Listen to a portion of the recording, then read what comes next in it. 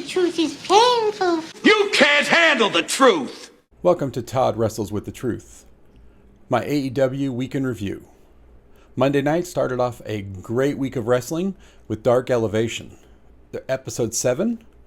Can't believe it's only been 7 episodes. It seems like it's so many more. And 10 matches on the night. I think all of them were excellent matches except one. One was a bit rut-row. Didn't really like it. But 9 out of 10 is not bad. First match of the night was Chuck Taylor versus Rey Fenix. What an incredible match this was. Rey Fenix, I swear, isn't human. The guy never read up on what gravity was in school, I don't think, because the guy does moves and flips and jumps that really no human should be able to do. I mean, I haven't seen parkour guys do some of the moves that this guy does in the air. It's amazing. A great match between him and Chuck Taylor. I thought Chuck Taylor would have had a lot more offense in this because he's much bigger than Rey Fenix. But Rey Fenix's speed and agility won out in this match, and Rey Fenix won the match. A great match, well worth watching. If you get a chance, it's on YouTube. I just can't say enough about this match. Rey Fenix is amazing. Next match of the night was Ryan Nemeth versus Ryzen. This is the promo picture they put up, but I prefer... Ryzen posted one on his Twitter account, which I think is an even better picture, so I'll show you that one. I thought that was hilarious myself. So go back to the real one. There. Ryzen's really coming along. But in this match, it was Ryan Nemeth. Just, he had the match. He won it. But it was a better match than I was expecting it to be. Ryzen's really, coming along as a wrestler. I'm not sure if he's a rookie or not, but did really well. It was a good match. Love that. That's so funny. Next match of the night was Orange Cassidy, freshly squeezed is his handle, against Dean Alexander. Again, Orange Cassidy's amazing. He does the nonchalant thing, doesn't, acts like he's all, whatever, wherever. And yeah, he just puts his hands in his pockets and does things that, like, you shouldn't be able to do with your hands in your pockets, like flips and bends and dodges. And it's amazing. Orange Cassidy got the win in this match. And just another great match on the night.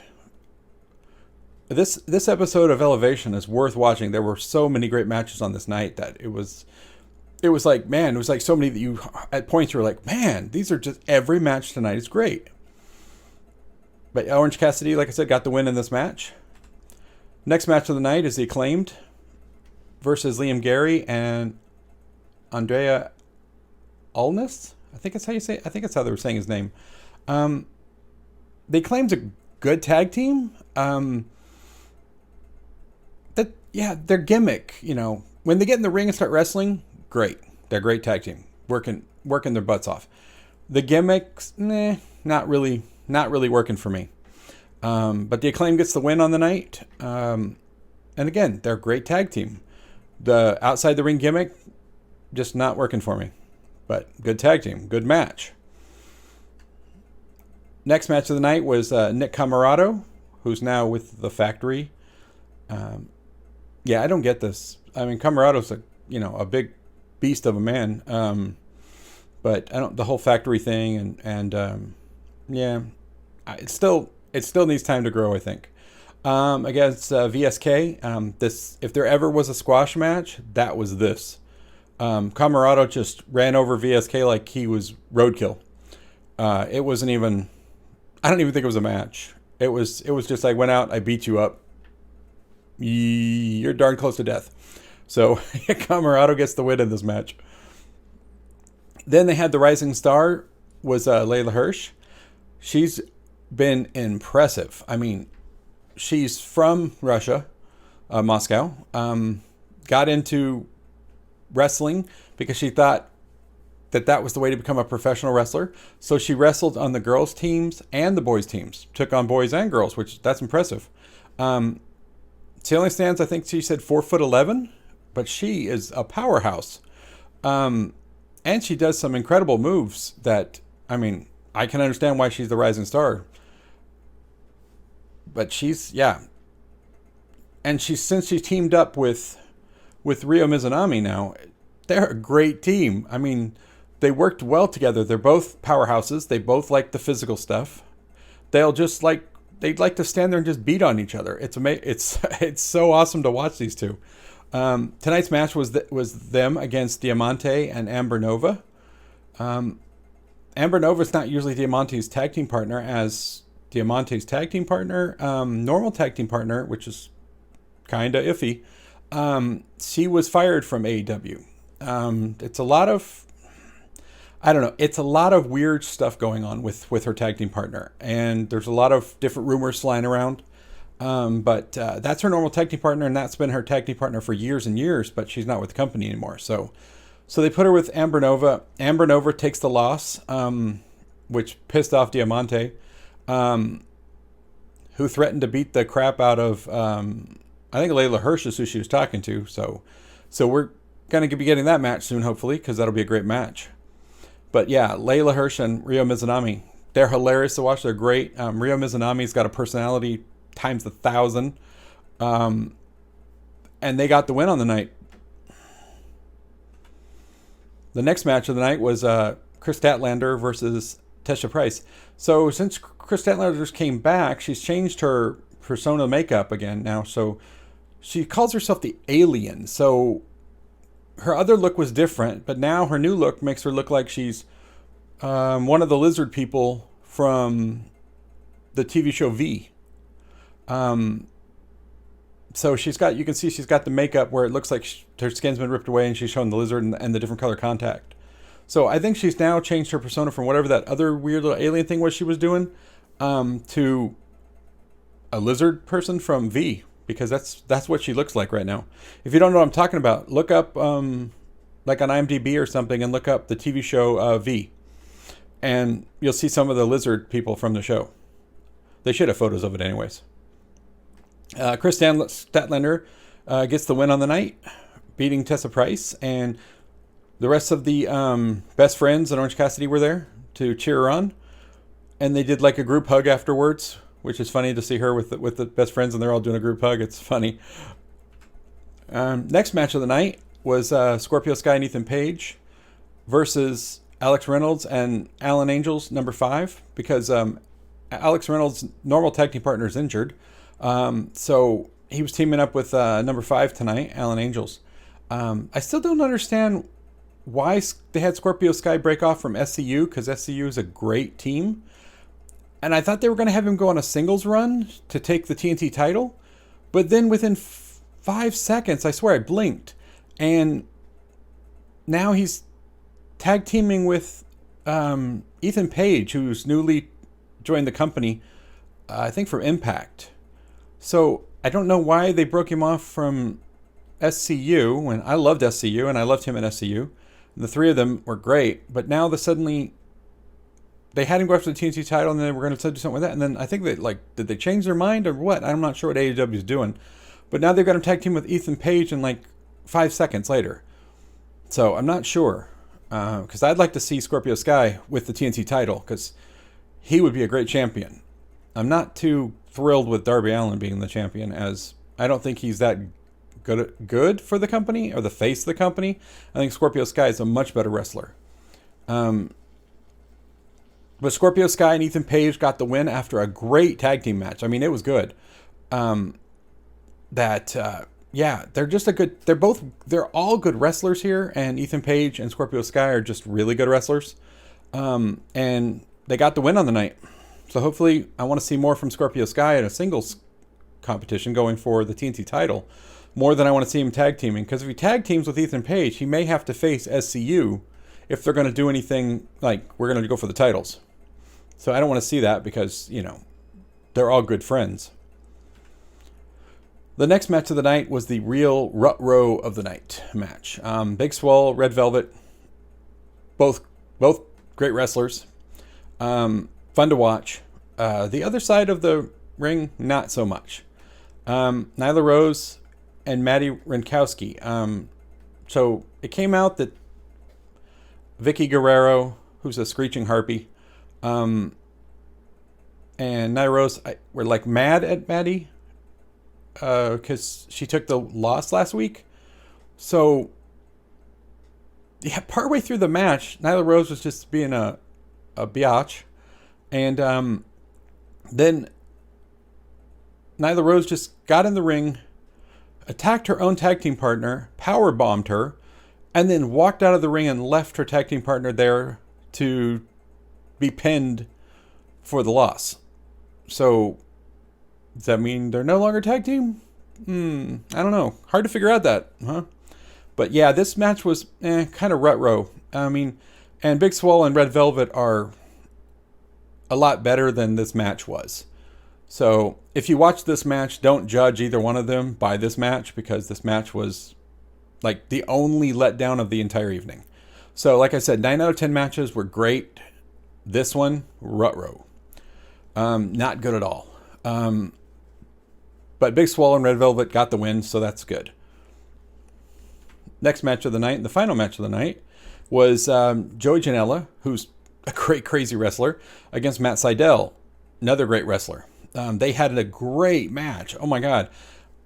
I lost count of how many times I thought there was going to be a pinfall. The 3 count was going to be counted. And then they would kick out. I'm like, oh my God, another big move. 1, 2, kick out. 1, 2, kick. I lost count. I was like, man, I actually got lost on who I thought would win this match because it was so good.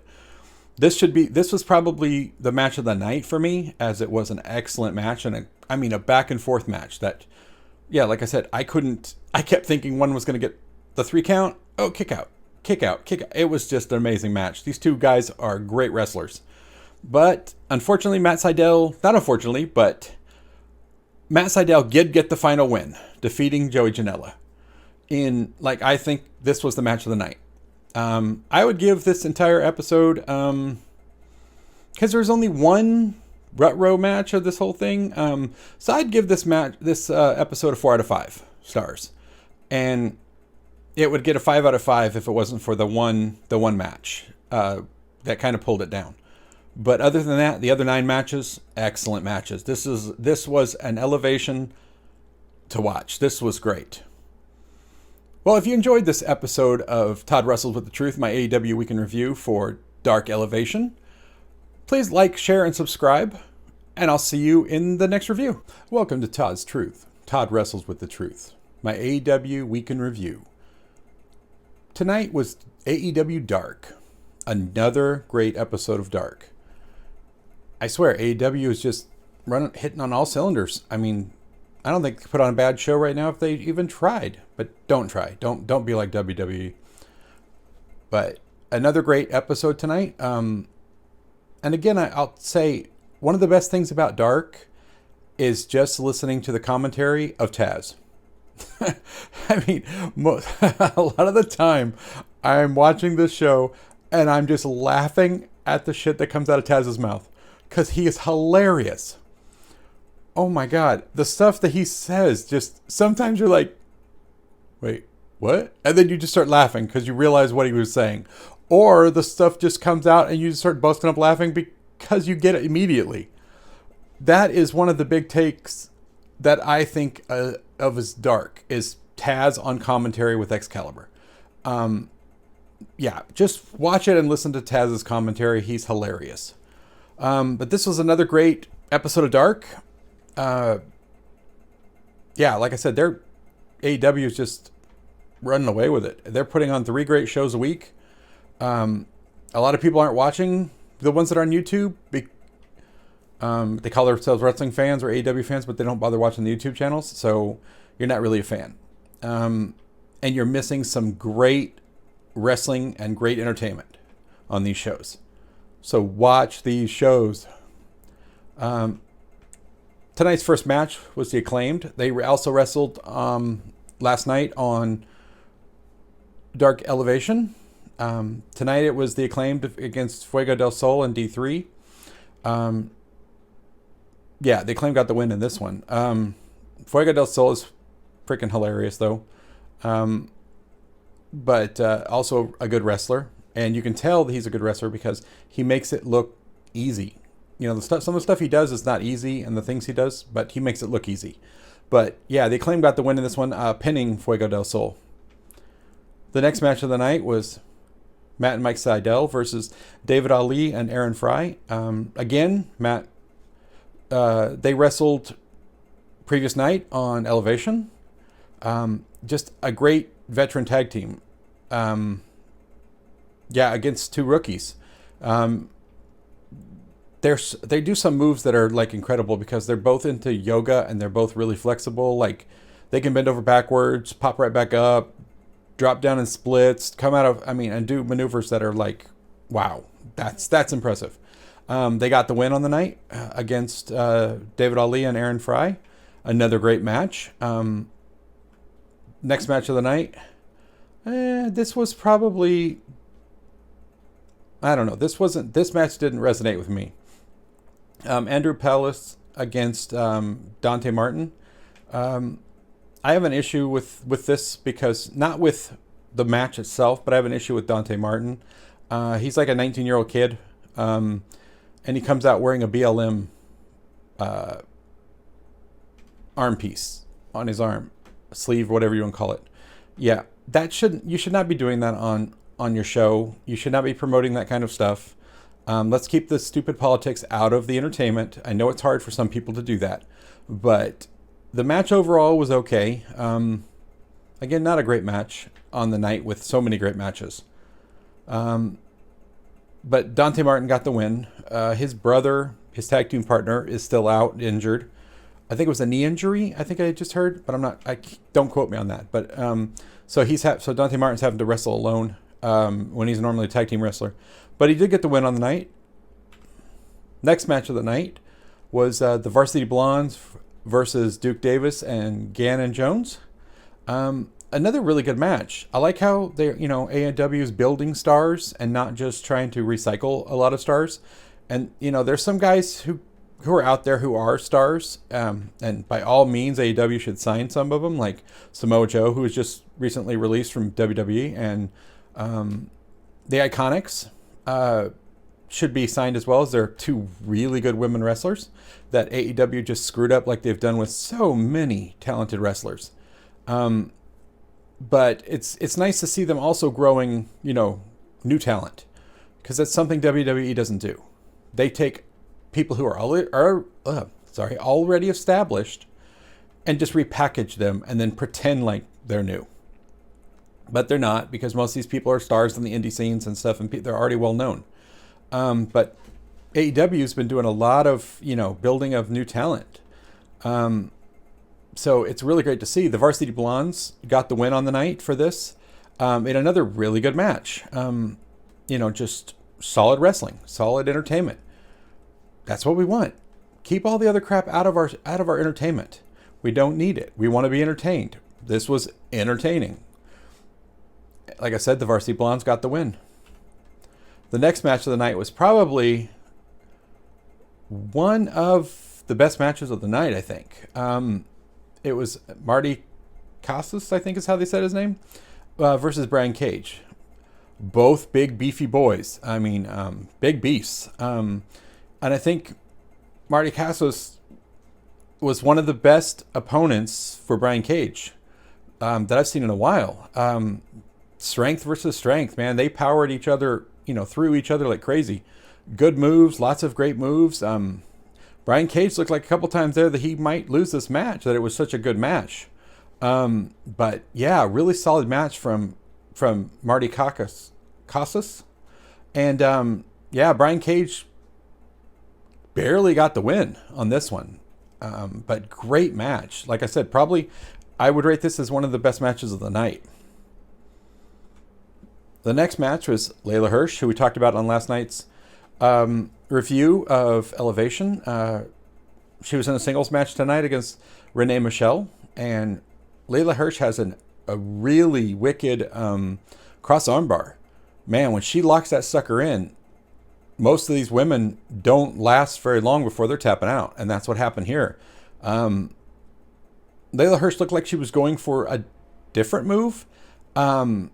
And then all of a sudden she reversed out of what she was going to do and dropped Renee Michelle into this cross armbar. And it was only maybe 10 seconds, if that long, that Renee Michelle tapped out. So again, the rising star, Leila Hirsch, gets the win. Oh, here's Lance Archer, the Murder Hawk, against Jake St. Patrick. Jake St. Patrick would have been better off to not show up for this match because he got murdered. The Murder Hawk did his namesake, yes. Yeah. Lance Archer is just a big, tough man. And he nearly murdered Jake St. Patrick. Yeah, this wasn't even a challenge for Lance Archer. He needs some big competition. I want to see him, somebody like Miro or somebody, I can't think of anybody who would really. I think Miro would be a great opponent for him, as he's just so big and so strong that he just overpowers everybody he faces. But yeah, Lance Archer got the win in this match, and it was a good match too. Lance Archer, just big, powerful dude. Next match of the night was Diamante versus Rochelle Rose. And yeah, Diamante just went right through Rochelle Rose.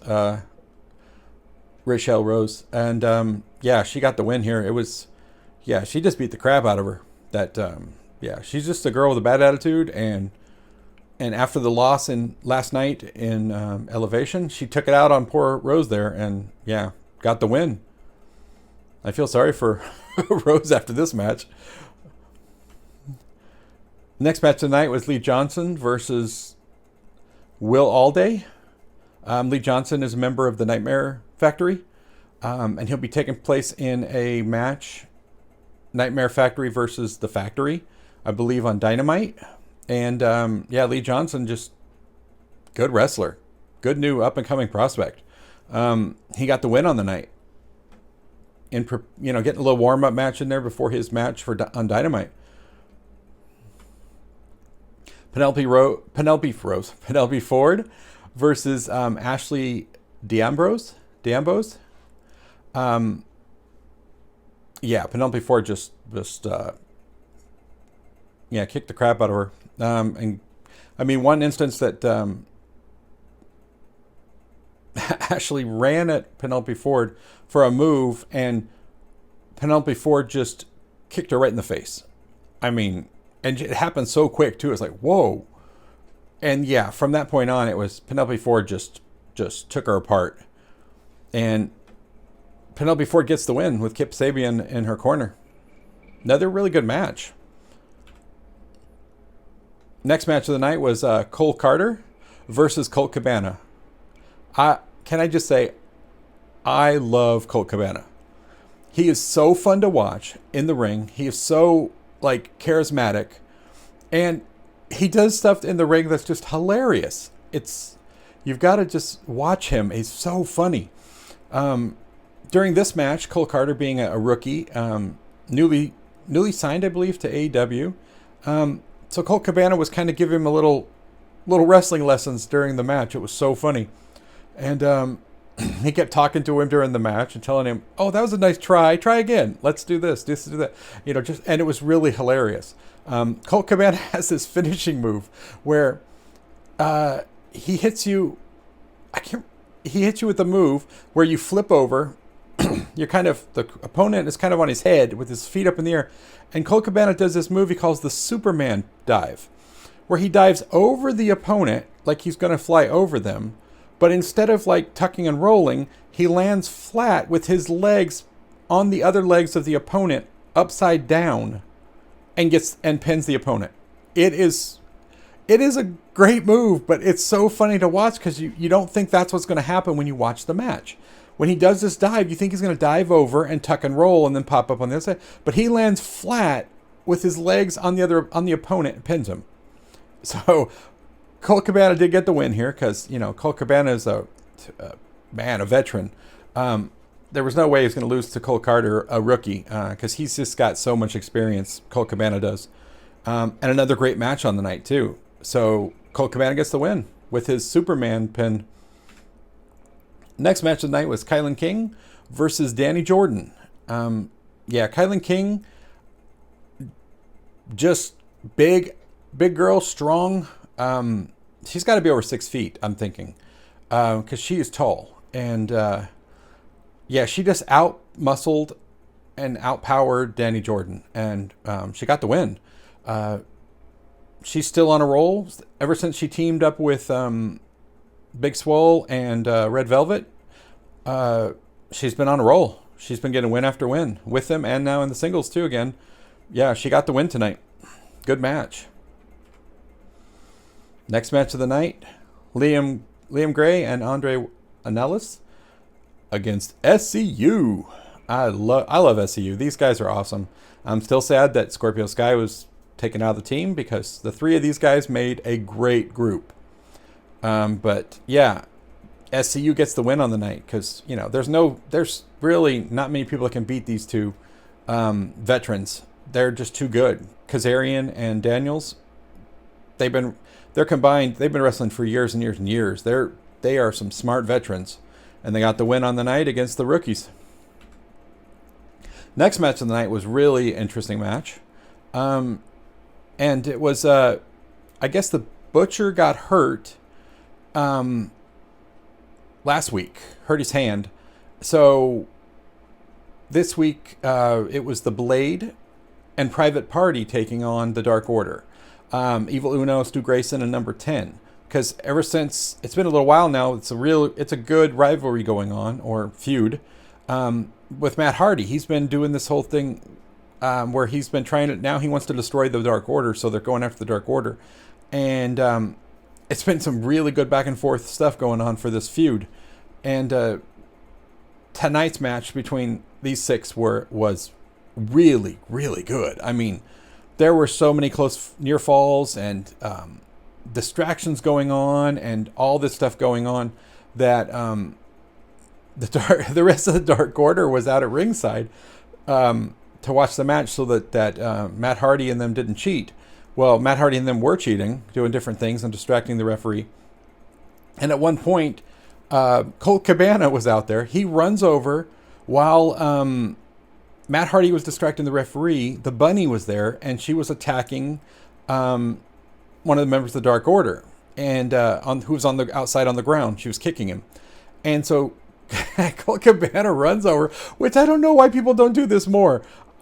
Referees these days in wrestling is like they're barely legal.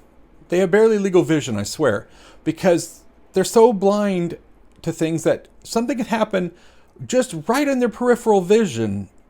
And what? I didn't see that. I didn't see anything. What's going on? Nothing. Oh. And I swear they're the most easily distracted people on the planet. I mean, they look away. I mean, and I thought my ADD was bad. These referees have ADD that makes mine look like nothing. Because they go, squirrel, squirrel. At just a moment's notice for no reason, they look away to miss something happening. So when Colt Cabana ran over to the referee, kind of pushing Matt Hardy out of the way, he literally grabbed the referee by the shoulders and spun him around so that he could see the Bunny attacking the member of the Dark Order on the floor. And then the referee suddenly like, oh my gosh, what's going on here? So then he ended up throwing Matt Hardy and the Bunny out of ringside, made him go to the back, which we need to see more of that. More guys need to do what Colt Cabana did, running over to him and, hey referee, spin around. And he just grabbed him and spun him around because he was short too. Colt Cabana's a big guy. He spun him around and basically, look what's going on. So that, I busted out laughing at this part because it was so damn funny. But more wrestlers need to do this with referees. I mean, if you can't find referees that have 20/20 vision, then, more of this needs to happen. But another great match. The Blade, great wrestler. The Private Party are coming into their own as really good wrestlers since they've, been working with Matt Hardy. Evil Uno, Stu Grayson, and Number 10, all great wrestlers as well. But it came down to Number 10 locking in the full Nelson on the Blade and shaking him around like a rag doll until the Blade, which you don't see many people do that to the Blade. But number 10's a big guy, big, powerful guy, and he did. And the Blade had to tap out because the full Nelson, when he's got him up in the air, he picked him up off his feet and was just ragdolling him around. It doesn't take long before your neck and your back are like, okay, I give up, stop, I don't want to break my neck. And the Blade tapped out, and the Dark Order gets the win. So I can't wait to see what's the next feud that's going to be happening here between these two groups. I would love to see a whole just group on group fight. I mean, put them on the ring, let them fight it out. That would be awesome to see. But yeah, another great dark. I mean, like I said, AEW is just kicking butt. Just week after week, they're doing 3 episodes a week now. They got Dark Elevation, they got Dark, and then they've got Dynamite on Wednesday nights on TNT. And again, this one is a high 4 out of 5, easy. Yeah, another great episode. More people should be watching these if they want to see great wrestling, because that's all AEW is putting on. It's consistent and good. Well, if you enjoyed this episode, please like, share, and subscribe, and I'll see you in the next review. Welcome to Todd's Truth. Todd wrestles with the truth. My AEW week in review. This night was an incredible night of Dynamite. Great matches all around. One of the best episodes of Dynamite ever, I think. Just so many awesome things happened on this night. Starting with Brian Cage taking on the undefeated Hangman Page. Now this match was going to be awesome. You just know, because Brian Cage is great. Hangman Page is great. But I didn't see what was going to happen in this match coming, which was crazy. It started off by, I think it kind of cheapens Brian Cage's win because he attacked Hangman from behind with the belt, the FTW championship, hit him in the back of the head. Then all of Team Taz came out and they all started beating him down till the Dark Order ran out to save him. But they didn't save him because a bunch of referees came out, cut them off, allowing Brian Cage to pick up Hangman and powerbomb him on the stage. All of this before the match has even begun. Then they get back in the ring. They ring the bell to start it, which I thought this match should never have been started after that beatdown. And Hangman just could not recover. Every time he started to get a little bit of offense, Brian Cage just beat him down. And it was, I didn't see any of this coming. This was incredible. But Hangman went for the buckshot lariat. Brian Cage dodged it and dropped him again. And then he got him with a power bomb. Then he held the power bomb, picked him up, buckle bombed him into the corner, and then got him like 3 moves in a row here, and then got him for his finishing move and pinned Hangman Page. I'm still in shock about this because Hangman hadn't been beat by anybody. He was undefeated.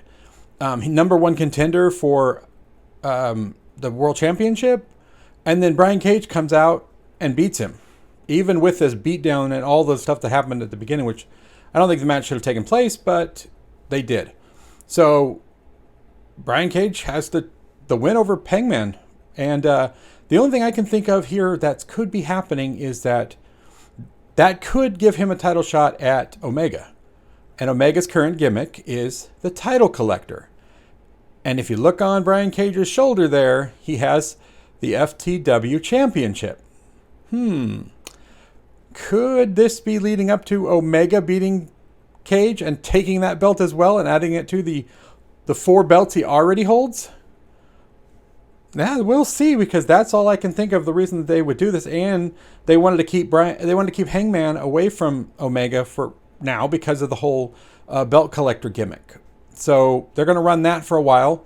And I think it would probably be Hangman is probably going to take the AEW title off of him.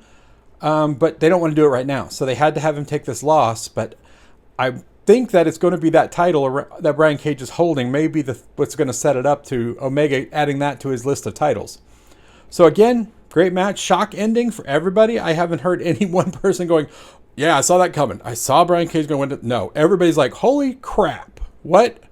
Brian Cage won? How? What? So that's going to be, so that was interesting. That was a good way to start the show. I mean, wow. I mean, what a way to kick off the show is like a surprise like that.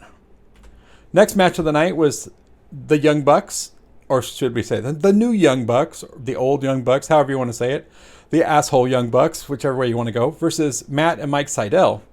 If the Seidel brothers could get the win, they would get a world shot at the tag team titles. So, yeah, a great match. The Young Bucks were being dicks like their new persona is. And at one point, Matt actually dropped down in the splits and, well, how to say it, nut punched Mike Seidel. Just on camera. Of course, the referee's back was turned because, their backs are always turned because they're blind as bats.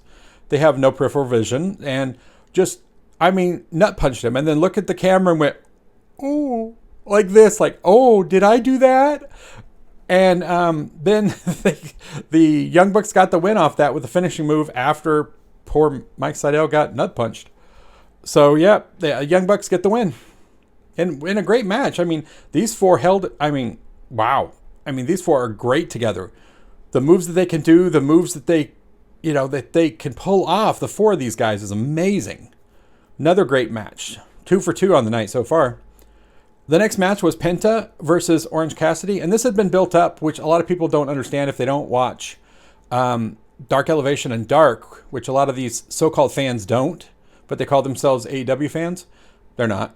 That this had been built up on those things over the last few weeks between Best Friends and the Lucha Brothers. So, yeah, I think it's been at least a few weeks now. And this all ended the other night, I think, on Dark when Penta actually super kicked Cassidy in the face. That set up this match coming up for tonight. So, another great match. Penta being, dick like he normally is. And Cassidy doing moves that without his hands, which I still don't understand how he did that. He did a armbar. He did a flip over without using his hands, an arm drag flip on Penta without using his hands. His hands were in his pockets. He hooked him somehow, and he did it so quickly I couldn't see how he did it, but he did it and flipped him over. And even the announcer was like, "Did he just do that without his hands? How did he do that?" And it great, another great match. But Penta and Alex there tried to cheat. Distraction. He tried to get him with a distraction finish. Trent, on the other hand, he was outside. Alex dropped the microphone he was holding.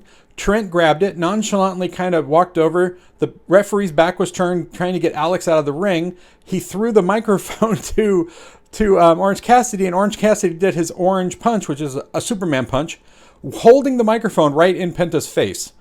And that got Orange Cassidy the win. Another great match. 3 for 3 on the night so far. And then came the parlay. The Inner Circle and the Pinnacle. This should be a class in itself for teaching wrestlers how to talk. This built up this match coming up at Blood and Guts between the Pinnacle and the Inner Circle. More than anything that's even led up to this, the beatdowns, the attacks, the everything. This was amazing. Everybody cut a great promo, but when Jericho is Jericho, he blew the freaking roof off the place with his, and it was amazing. He pretty much destroyed the entire Pinnacle within 5 seconds. It was amazing. If you get a chance, just go watch this. Just watch this parlay. It was it was amazing. I'm so hyped right now for the Blood and Guts, which is essentially the old WCW War Games, 2 rings inside a giant steel cage. But they're calling it Blood and Guts. So this is going to be pretty awesome to have, all of these guys going at it. And it's going to be, so what happened in the beginning of the parlay, it was that the Inner Circle are going to be at the disadvantage. Sammy Guevara is going to be in first. That means there's going to be, at one point, there's going to be 2 Pinnacle on 1 Sammy Guevara before the other people start getting brought into the ring. So this is going to be pretty, I am so looking forward to this match next week, that this whole thing, this Blood and Guts thing, should be a pay-per-view. And they're going to do it on regular television. So this is going to be something to get people going, wow. Because you're going to get to see a pay-per-view quality show, but they're going to do it for free on television. So, yeah, watch this thing. It's going to be amazing. So next was supposed to be hearing from Kenny Omega. This started off with a promo of all of the Elite in a limousine. And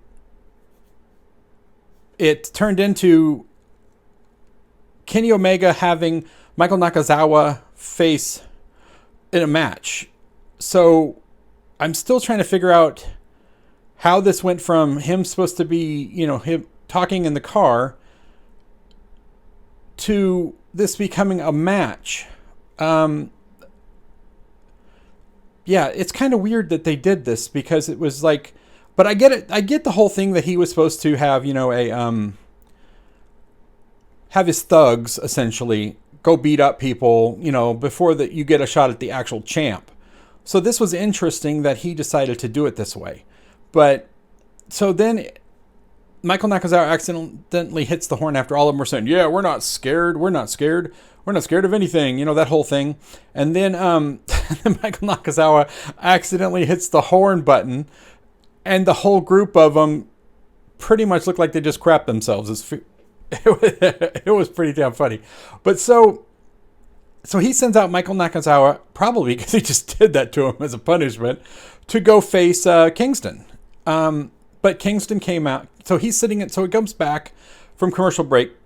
Michael Nakazawa is sitting in a chair in the ring with his laptop and that stupid headset on. And Kingston comes out and he starts yelling, I'm not doing this sports entertainment crap. Get out of the ring. Get out. And he's yelling for Kenny Omega to get his butt out there. Well, Kenny Omega came out and he said, no, this is not how this works. You don't just come out and demand the champion, comes out. You have to go through my thugs. And he said, that's why you're going to face Nakazawa. So, and as he said that, Nakazawa snuck up behind Kingston, bashed him over the head and back with the laptop he was holding, which, that's a bad thing to do with a laptop. And, yeah, that lasted all of a few minutes, and pretty much, Kingston beat the crap out of Nakazawa. He grabbed the chair that he was sitting in, put it around his ankle, and told Kenny Omega that he's going to break his ankle if he didn't get in the ring or give him what he wanted. And he said, at first he started to act like he was like, oh, no, not Michael. Oh, not Nakazawa. Oh, my friend. And then he goes, oh, well, do it. He knew what the consequences could be of this. He knows what he signed up for. So, and so he goes, but I have other goons too. You think he's the only goon? And he called for Brian Cutler to come out, and Brian Cutler flew out of the tunnel onto the ground in front of him, and Kenny Omega looked down and goes, oh crap. And then out from behind and clubbing him in the back of the head was Jon Moxley.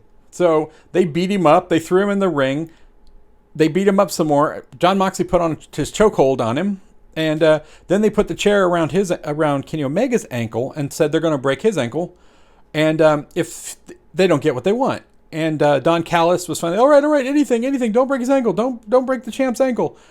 And I would have went, okay, I want a title shot, let's go. Moxley a title shot, or Kingston a title shot. But instead, Moxley goes, we want a tag team match next week at Blood and Guts with Kenny Omega and Nakazawa against us.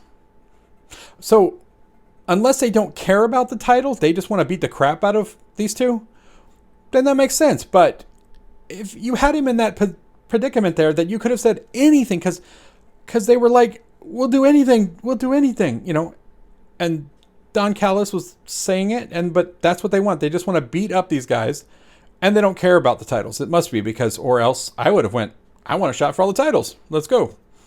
Because hell, give Moxley back the titles. I mean, he could take all the titles. He already has the IWGP US title, so he could have been a belt collector as well. But so we've got this one going on next week. So we'll see how that goes. It should be a good match because, Moxley and Kingston are badass mean wrestlers, man. So this could be just turn into just a physical beatdown. Since Kenny Omega's never beat Moxley without cheating. I mean, that's how he got the AEW belt away from Moxley, was he cheated. So, yeah, this could just be another bad beatdown of the champ, Kenny Omega, and Nakazawa is going to be collateral damage as well for this fight. So the next match on the night was Chris Statlander with Orange Cassidy in her corner, and Penelope Ford with Kip Sabian in her corner. This was a great match too. These are two good women wrestlers. We already know Penelope Ford is awesome. She's been awesome for a long time as a wrestler. Chris Statlander, newer wrestler coming in. She's really, really, progressing as a wrestler. I mean, this match showed she's gotten a lot better since the last time I saw her before she got hurt. So I don't know if she worked out a lot, perfecting wrestling when she was hurt and during her recovery, but she's got to be a lot better wrestler. I still think her new makeup thing is kind of funny because she went from being the alien with whatever that other face paint was that she had and go around and booping people on the nose.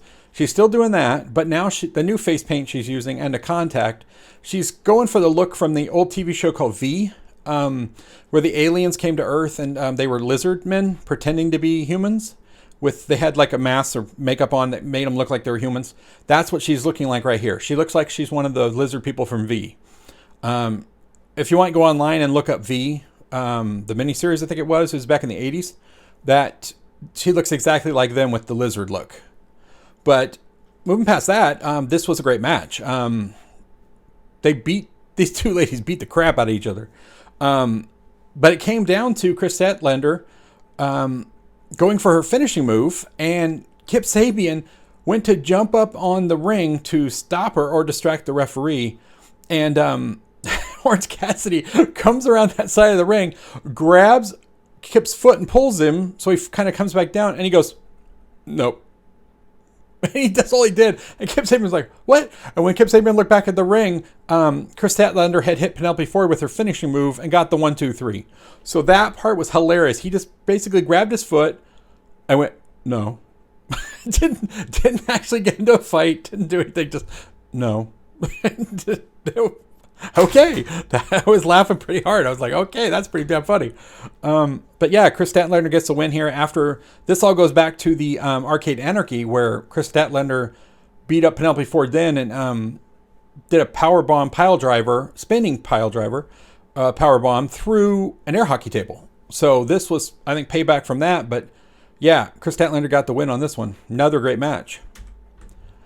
And the next match of the night was this 6-man tag team match between the Nightmare Family of Dustin Rhodes, Billy Gunn, and Lee Johnson versus The Factory, this new faction of QT Marshall, Nick Camarado, and Solo with Anthony Gogo out at ringside. And you just knew something was going to happen because this wasn't going to be a fair match because they brought out 3 guys and 4 guys came out for The Factory. Pretty good match as they were pretty well beating each other up. But again, it came down to Anthony Ogogo sucker punching Lee Johnson in the stomach, which this is his finishing move now or something. It's a gut shot. I mean, I don't care if you're a professional boxer or not. One little gut shot is not going to stop somebody. I mean, it's going to, gut shot. But this is his big finishing move, is a gut shot. So he gut shot Lee Johnson. Lee Johnson fell down. And then Billy Gunn ran over to attack him, and he missed, and Billy Gunn got another gut shot, and Billy Gunn falls down. I'm like, this doesn't make sense. That's not a really great move. I mean, it's a gut shot. But after that, QT Marshall jumped in the ring and pinned Lee Johnson. And then Nick Camarado grabbed Dustin Rhodes' cowbell and got back in the ring and smashed Dustin Rhodes in the head with it. So they're setting up a match, I'm guessing, between Dustin Rhodes and Camarado, because he only smashed him in the head with it. So that, and then threw the thing out, and then threw the cowbell out of the ring again. And as they were leaving, QT was lagging behind, or he was mouthing off to them. And out came Billy Gunn's kids, the rest of the Gun Club, and started attacking him. Threw him back in the ring, attacked him, beat him up. The rest of the factory came back out. They got into a brawl. QT Marshall ducked out of the ring and ran away, like the little coward he is. And he ran out to the Nightmare bus, which pulled up, which they got out of, which is funny because the Nightmare bus belongs to Cody and the Nightmare family, but they got out of it like they'd stolen the bus. And he went out to get back in the bus to leave, and the door opened, and he got kicked in the face and by Cody Rhodes. He was standing in the bus. Kicked him in the face. They started brawling outside. And then they went to some highlights from the match, which was weird that they would do that. And then just so that QT Marshall and Cody Rhodes could climb to the top of the bus and fight more up on top of the bus. So I thought, because they did that, and then there was a bunch of people gathered by the bus cheering on the fight, that Cody was going to toss QT off the bus, and they would catch him. But no, he knocks QT down, and then he slaps on the figure 4. And then cinches it in for a few minutes while QT is tapping out. And then Aubrey Edwards, the referee, is on top of the bus with him. So I'm like, why is there a referee on top of the bus if this was the parking lot brawl? Like, they didn't know that, that Cody was supposed to be in the bus and then there was going to cause this fight. But okay, that's how it went down, and it stopped, and it went off there when he, and then Cody stands up and poses on top of the bus, look at my big muscles I have. And then it went on to the next segment. So it was really weird that, I don't know. I just thought that was really strange. And then the next match of the night, which was the main match for the show, was a championship match for the TNT title, which I'm actually glad that they're finally back to defending this every week, because it's the television title. It's the TNT title. It should be defended every week like Cody did. But I'm just not agreeing with Darby Allin as the champion. I don't really like him. I don't get his wackiness he's doing. And so this night it was Darby Allin versus 10 of the Dark Order. Another great match. And again, with a finish that I didn't really think that was that great. So it was like 10 locked in his full Nelson, which once he gets that locked in, he starts ragdolling the opponent until the opponent is either unconscious or gives up. Well, somehow the much smaller Darby Allin, while being ragdoll, could still touch his feet on the canvas, and somehow he dragged the much bigger 10 to a corner, near a corner, and then he kicked off the corner, causing 10 to flip over, and he flipped over and then allowed Darby Allin to get the roll-up pin. I still don't understand, because I saw 10 the other night, I think it was on Dark, put that full Nelson on the Blade, who is bigger than Darby Allin, and 10 lifted the Blade off of his feet, and he couldn't touch the ground. But somehow this much shorter, I don't know, this guy's not very tall, Darby Allin, and 10 is. 10's probably over 6 feet. He locked in the full Nelson on Darby Allin, and Darby Allin and he was ragdolling him around back and forth, but Darby Allin could still touch the ground enough to walk or pull himself over to a corner. Yeah, I didn't like this at all. Didn't like the finish. I don't like Darby Allin as the TNT champ. I think there's much, much better caliber of wrestlers in AEW that should hold that belt than Darby Allin. And then they announced, which this is amazing. Can I just say this is going to be awesome? Because that Forbidden Door, as they call it, with New Japan Pro Wrestling, is getting kicked open again. Because here we go. They're going to have Moxley, who is the IWGP US champion, defend the New Japan title on Dynamite, May 12th, against Yuji Nagata, who is a legend. I mean, this guy, the last time this guy was on TNT or in the States for a match, it was on WCW. So that is incredible. I'm like so pumped for this match to see this. And that New Japan Pro Wrestling is letting Moxley defend their title, not in Japan, but on Dynamite. So this is, I mean, wow. Talk about something I didn't think I'd ever see happen. And then after this announcement, for May 12th, we had a backstage thing where Kip Sabian was walking down the hall and there was a camera, and he's like, oh, I don't have time for an interview. I got a message that Miro wanted to see me, so I'm looking for Miro. So the camera, of course, because that's what it does. It follows Kip down the hall and into, it looked like a locker room. Well, it looked like a locker room with a garage door. I'm not sure. And he walked in. He said hi to him, and before he could say another thing, Miro attacked Kip Sabian and just beat the crap out of him.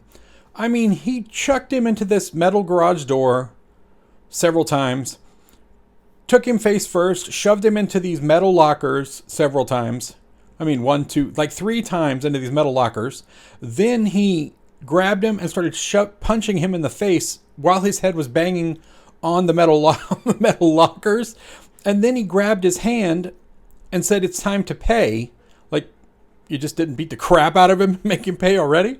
And then he put his hand in a door, which those doors, those arenas, those big steel doors, regular door, but it's those big steel ones. Well, he slammed his hand in the door. And then while he's screaming that he just got, because he just got his hand slammed in a metal door, Miro grabbed him and he said that he forgives him. "I forgive you. I forgive you." I'm sorry. You just literally beat the shit out of him and you forgive him for what? I don't know. And then Miro got up and left. I'm like, this dude's nuttier than fruitcake. I'm like, what is going on here? So, I mean, cuckoo, man. Cuckoo for Cocoa Puffs happening here. So I don't know what that was or what he was doing, but that was crazy. But he sure beat the crap out of Kip Sabian. That's for sure. And then we had the announcements for next week. This is the promo that they put up for next week's Blood and Guts, which, as I was saying earlier, it was I would say this is a pay-per-view quality event that's going to take place. And they're doing it for free on TNT for Dynamite, which is crazy. I mean, they've done it before, but this match literally, this should be a pay-per-view match because of the quality of what it's going to be. This is going to be, a War Games match on television, not on pay-per-view, is crazy because this could easily be a huge pay-per-view. So you've got, now after that beatdown earlier, you got Cody Rhodes is going to take on QT Marshall, which is going to be a good one. Now that Cody is pissed off, and before he didn't want to actually hurt or fight QT because he was like, we're best friends. But he didn't know that QT was going to turn on him and make the factory and beat the crap out of him and all that stuff. So this will be a good one too. So Blood and Guts is going to be a good one for this because it's going to be a lot of blood and guts. And then you have the actual match, two rings, steel cage all the way around, essentially War Games. It's going to be the old War Games thing, but with Pinnacle and the Inner Circle. This is going to be brutal. This is going to be, I predict a lot of blood.